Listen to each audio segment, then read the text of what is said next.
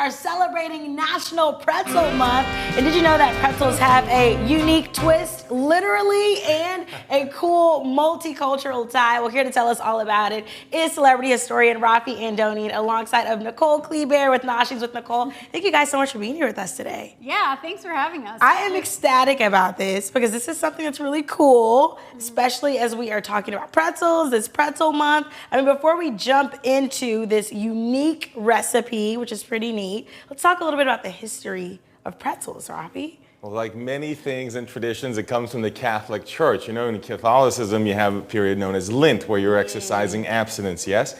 And during that period, if you're going back maybe 1,500 years, it was actually more restrictive in the past. So instead of just not eating meat, you also couldn't eat dairy and eggs and many other food groups. So as a result, pretzels actually are a very useful food because they're made of only flour, salt, yeast, and flour, salt, yeast, and whatever the other ingredient is. I can't remember. Water. That's it. Water, the most important one.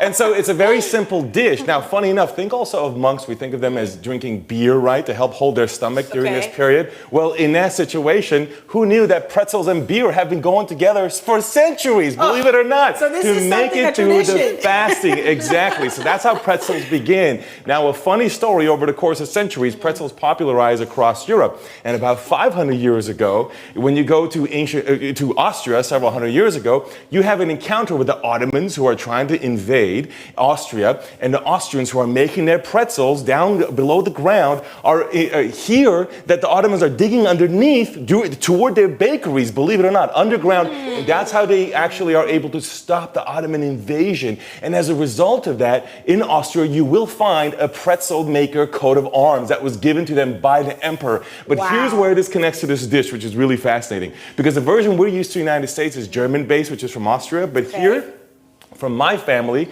portion of which comes from the Ottoman side, on the Ottoman side of the world, they had their version of pretzel, which looks something like this. In addition to the basic ingredients like water, salt, yeast, and flour, we, in my family, add these ingredients right here, which you have black caraway, which is, of course, a seed, and over here, an ingredient known as maleb, which is a crushed seed that acts as a spice. Plus, we throw some Crisco on there to make the oil so that they all make friends and stick together and make it nice and shiny. Love so that's that. a pretzel twist. That is my family recipe. That is pretty cool. Let's talk a little bit more about this recipe, Nicole. Yeah, so the big defining moment of like this Armenian type pretzel is the black caraway. So I want you to go ahead and smell that, and the maleb.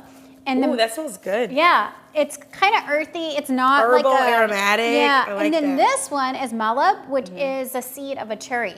Ooh.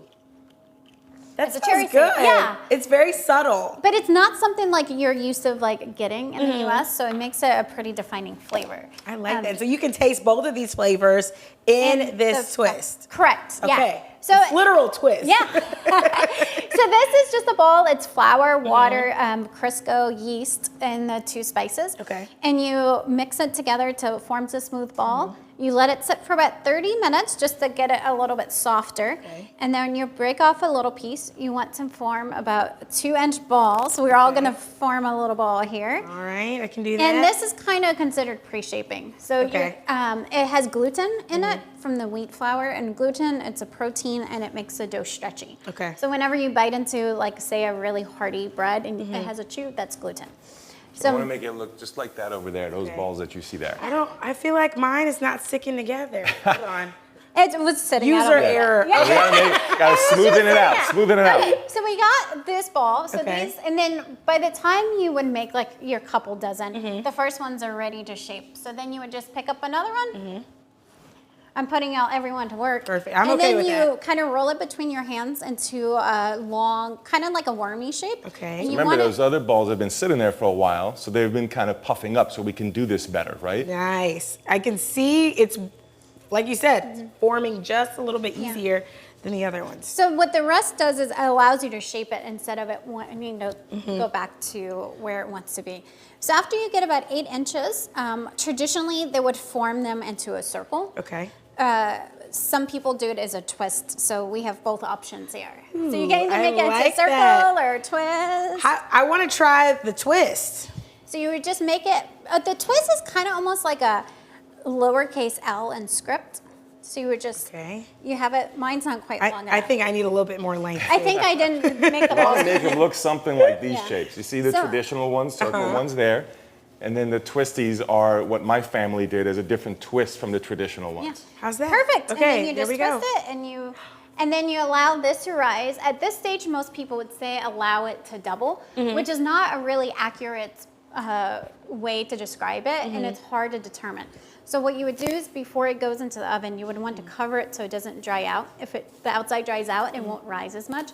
You press it and it pops right back up. But whenever it's ready to go into the oven, it will very slowly pop come up. out. And Okay. it usually takes about an hour to 2 hours depending on the temperature of your house. Okay, well, St. Louis, we are going to taste these here in just a few moments. So I can give you, and this is actually called Kake. kake. So we're going to taste this kake recipe here when we come back. And if you're interested in learning more about the recipe or the history of pretzels, you absolutely can. You can find Noshings with Nicole online on her website as well as on Instagram. And Raffi, the celebrity historian, too. We'll make sure you have access to all those details on our website, studiostl.tv.